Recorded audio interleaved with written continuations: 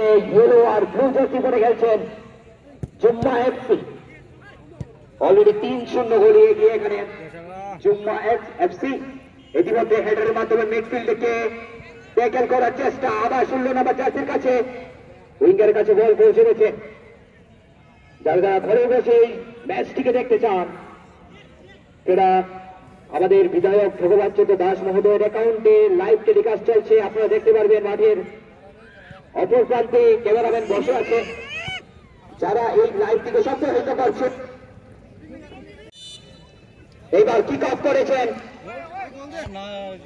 কিন্তু দারুণ ভাবে হেডারের মাধ্যমে সেভ করলেন। এখানে আবার এটাকে দেওয়ার চেষ্টা, কিন্তু সোজাসুজি গোলকিপারের হাতে।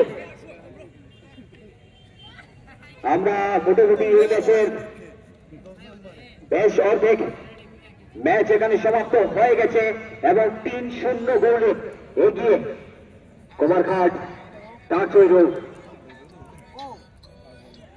মাফ করবেন জুম্মা এফসি।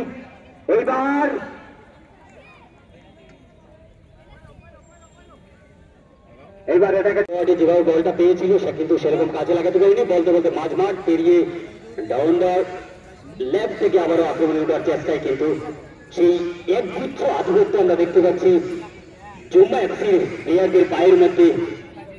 বল কথা বলছে তাদের পায়ে, যেভাবে দলবদ্ধ সেই কাউন্টার এটেক শুরু থেকেই আমরা দেখছি সেই একগুচ্ছ আধিপত্য।